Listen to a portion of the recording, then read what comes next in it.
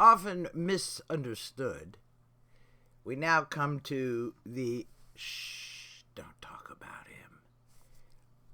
John Wilmot, 2nd Earl of Rochester, known to be the most bawdy of the poets in a very licentious age. We're talking about the Restoration. Charles II is on the throne, and oh my, what would they not get up to?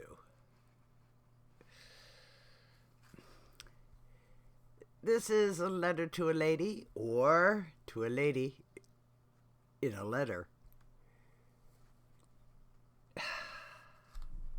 You have to understand.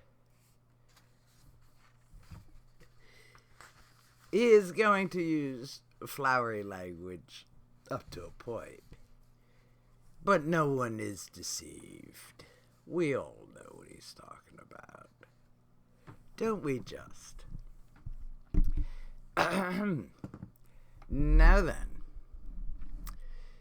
such perfect bliss, fair Chloris, we in our enjoyment prove. 'Tis pity restless jealousy should mingle with our love. Let us, since wit has taught us how, raise pleasure to the top. Your rival bottle must allow. I'll suffer, rival fop. Think not in this that I design a treason against love's charms. When following the god of wine, I leave my Chloris's arms.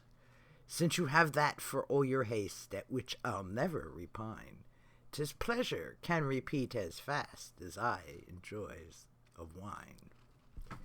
Think not in this. Since you have that, oh, good heavens, we've repeated. There's not a brisk, insipid spark that flutters in the town, but with your wanton eyes you mark him out to be your own. Nor do you think it worth your care how empty and how dull the heads of your admirers are, so that their veins be full. All this you freely may confess, yet we'll never disagree, for did you love your pleasures less, you were no match for me.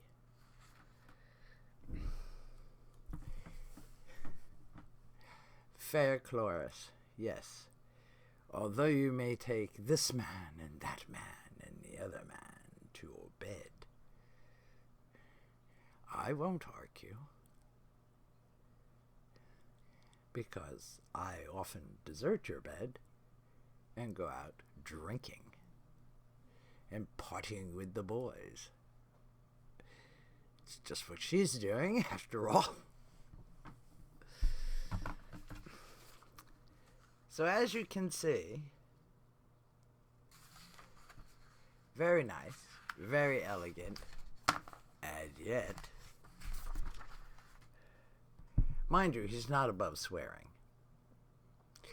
But it wasn't until 1953 that you could get anybody to print his works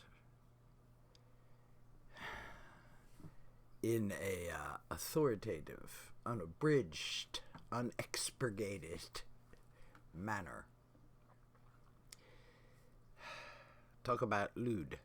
I mean, really, we're talking about swiving, spewing,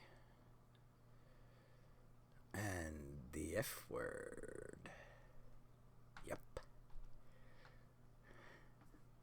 It was quite a time. Quite a time. But that's not the point.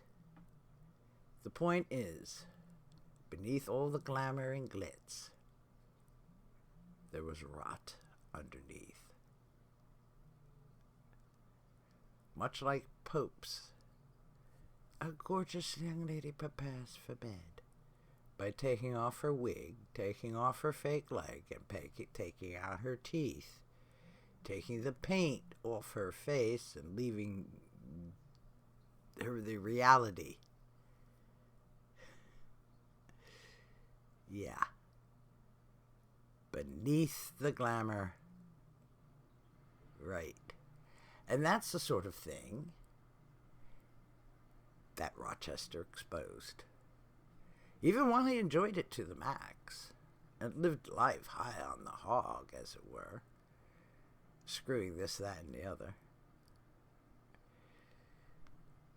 I mean, seriously, he was right in it. He knew whereof he spoke. He was active in court, not active in the House of Lords, even though he sat there taking up space. He had served in the military, in the Anglo-Dutch War, reportedly with gallantry, as he should have. He had married. He had gone on a college degree of sorts. So, he lived the life most of his contemporaries lived. Unless they were incredibly pious. But beneath the piety, beneath the glamour, beneath the society acceptable norms. Yes, indeed. So he took away the glamour. He took away the glitz. He revealed to society what society was at its core. And if that was perhaps too much, and then they had to take this most horrible sinner and try to turn him into a saint by saying, oh, he recanted on his deathbed. Oh, like hell, buddy.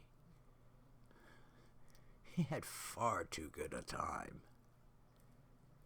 Even though he died at age 33 from the effects, no doubt, of his medical treatments, his doctors killed him.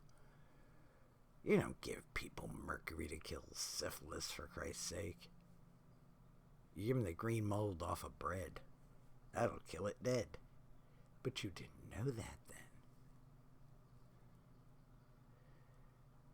So you see,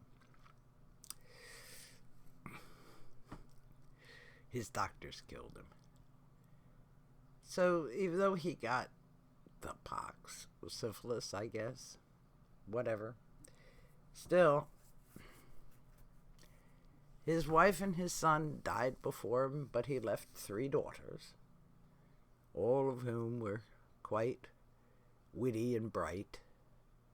But of course they had to marry because, that was it for women back then. Marriage.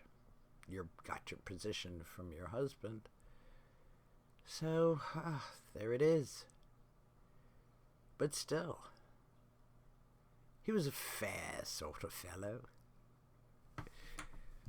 Anyway, I encourage you to grab your courage in both hands and go look him up. You might learn a thing or two.